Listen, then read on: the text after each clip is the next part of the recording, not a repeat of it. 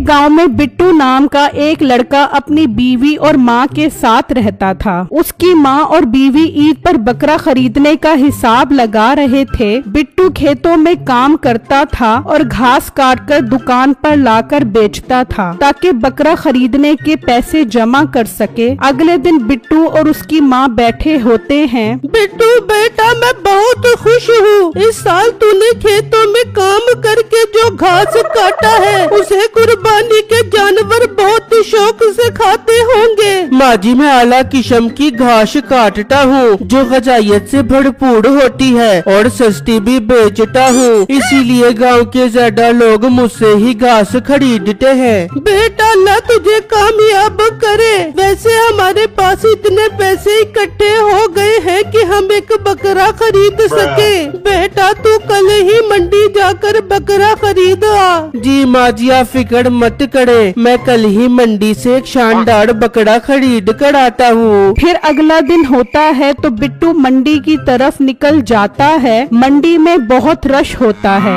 सब लोग बकरे खरीदने में लगे होते हैं। बिट्टू इधर उधर देखता है तो उसकी नजर एक बकरे पर पड़ती है। वो उसके पास आता है। भाई साहब, इस बकरे की क्या कीमत है? अरे भाई, ये बकरा 40,000 रूपए का है। भाई 40,000 तो बहुत ज्यादा है। बकरा देखने में अच्छा लग रहा है, मैं आपको इसके 30,000 दे सकता हूँ। अरे नहीं, इस सेहतमंद बकरे के 30,000 रूपए बहुत थोड़े है ना यार। मैंने इसे गाय का खालिस दूध पिस्ता बादाम खिला के पाला है ना यार।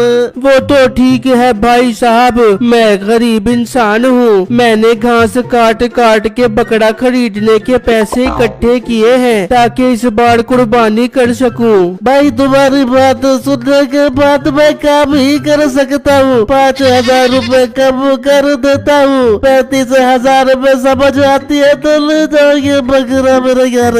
ठीक है भाई, मुझे मंजूर है। 35,000 में हमारा सौदा पक्का हुआ। बिट्टू बकरे के मालिक को 35,000 दे देता है और बकरा लेकर घर आ जाता है, जिसे देखकर बिट्टू की माँ और बीवी बहुत खुश होते हैं। उसी गांव में मीठा और उसकी बीवी नसीबो कैंची रहते थे। मीठे, इस साल कुर्बानी का क्या करना है? गांव के सब लोग ईद के लिए जानवर खरीद के आ गए। हमारे घर बकरा कब आएगा? बेगम, जानवर खरीदने के पैसे कहाँ से लाऊं? मेरे पास बकरा खरीदने के तो क्या, मुर्गी खरीदने के भी पैसे नहीं हैं। मीठे, तू परेशान क्यों होता है? मेरे जहन में कमाल का आइडिया है। तू इस बार कसाई बन जा, बस कुछ ही दिन की तो बात है। मीठे बेगम, तू पागल तो नहीं हो गई क्या? मैंने कभी कसाई का काम तो किया नहीं, बकरे कैसे ज़िबा करूँगा? तो मीठे, छुरी चलाना कौन सा मुश्किल काम है? बन जा मीठे, कसाई बन जा। इस तरह हमारे पास काफी पैसा जाएगा और मैं ईद वाले दिन लोगों के घर जा जा के गोश्त इकट्ठा कर बेचूंगी। एक तीर से दो शिकार कर बेचूंगी। बेगम, वैसे आइडिया तेरा बुरा नहीं है। मैं कल ही जाकर कोई दुकान का बंदोबस्त करता हूँ। फिर सुबह होते ही मीठा कसाब की दुकान पर आ जाता है। कसाई साहब, मुझे आपकी दुकान पर काम मिलेगा। मैंने कसाई के काम में PhD की हुई है।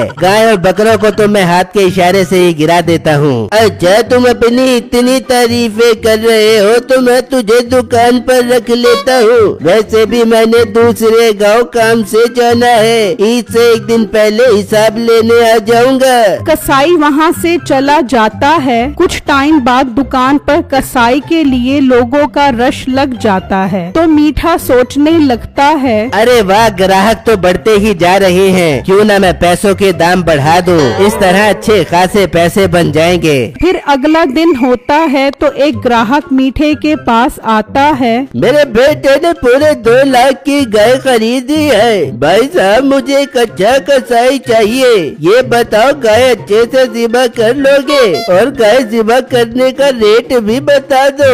आप फिक्र ही मत करो, मैं तो गाय को हाथ के इशारे से ही गिरा देता हूँ और उसकी छोटी छोटी बोटियाँ बनाता देता हूँ। काम अच्छा होगा आपका सिर्फ और सिर्फ 25,000 रूपए में। अरे भाई रेट तो कुछ कम करो, तुम्हारा रेट तो आसमान से बातें कर रहा है। आप भी क्या याद करोगे, 20,000 रूपए दे देना, इससे 1 रुपया भी कम नहीं हो सकता। अगर इस रेट की समझ नहीं आती तो कोई और कसाई ढूंढ लो। ठीक है, मैं एडवांस 20,000 रूपए दे देता हूँ, पर ईद के पहले दिन कुर्बानी करनी है, इसलिए टाइम से आ जाना सुबह सवेरे। फिर पैसे देकर वो ग्राहक वहाँ से चला जाता है और इस तरह ग्राहकों का आना जाना लगा रहता है। मीठा सबसे एडवांस में पैसे पकड़ता रहता है। इस तरह शाम हो जाती है। मीठा दराज देखता है तो वो पैसों से भरी होती है। मीठे के दिल में लालच आती है। यार अगर कुर्बानी करने के इतने पैसे मिल रहे हैं तो इन जानवरों को चोरी करके बेचने के कितने पैसे मिलेंगे। मैं ये जानवर दूसरे गांव जाकर बेच दूंगा, और वैसे भी सब जानवरों के पैसे तो मैंने एडवांस में पकड़ ही लिए हैं। फिर रात होती है। मीठा उसी ग्राहक के घर आता है जिसने 2 लाख की गाय खरीदी थी। मीठा वो गाय वहाँ से ले जाता है।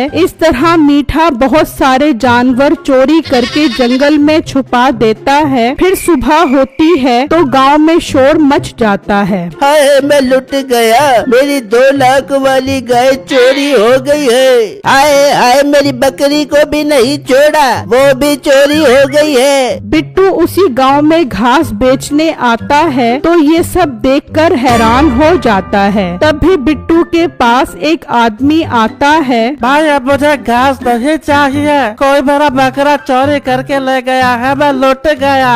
भाई साहब आप फिक्र न करो, अल्लाह मालिक है, वो सब ठीक कर देगा। इंशाल्लाह आपका बकरा आपको मिल जाएगा। ना जाने मेरा बकरा कहाँ होगा, उसे किसने चोरी किया होगा। अब मैं ईद कैसे मनाऊंगा। भाई हम एक काम करते हैं, पुलिस के पास जाकर बात करते हैं। पुलिस के पास जाने से तो बेहतर है मैं अपने बकरे को ही भूल जाऊं। ये कहकर वो आदमी वहाँ से चला जाता है और बिट्टू भी अपनी दुकान पर आ जाता है। तभी मीठा ट्रक में बैठकर बिट्टू की दुकान पर आता है। बिट्टू मुझे तुम्हारी सारी घास चाहिए, मैंने अपनी बकरी को खिलानी है। वो सब तो ठीक है, लेकिन इतनी सारी घास का क्या करना है। बकरी है कोई बैल थोड़ी ना है जो इतनी घास खा लेगा। वैसे भी ईद में चंद ही दिन बाकी है, ये तो जाया हो जाएगी। और मोटे पेट वाले गेंडे क्यों मेरा दिमाग खराब कर रहा है। मैं अपनी बकरी को सेहतमंद देखना चाहता हूँ ताकि उसमें से भर भर के गोश्त निकले।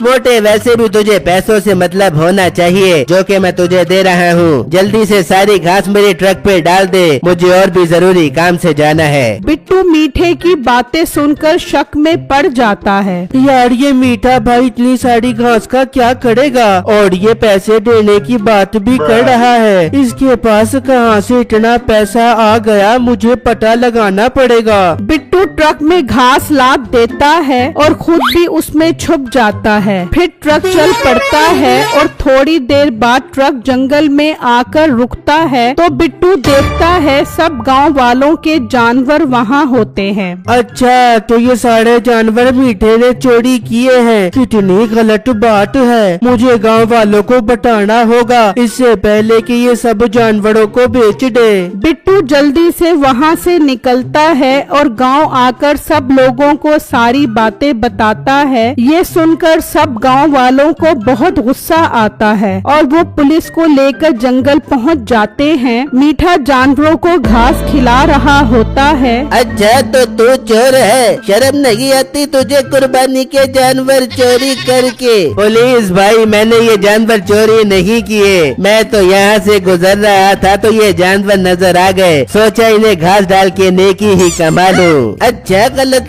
काम करता है और ऊपर से नेकी का बोल रहा है। चल तू मेरे साथ, तुझे डंडे मार मार के नेकी तो अब मैं कमाऊंगा। पुलिस भाई मीठे को हम गांव वाले सजा देना चाहते हैं। इसे ईद से पहले जानवरों के साथ बांध देंगे ताकि ये ईद तक चोरी ना कर सके। फिर सब गांव वाले मीठे को जानवरों के साथ बांध देते हैं। मीठे के लिए ये सबसे अच्छी सज़ा थी। इस चैनल को सब्सक्राइब करें और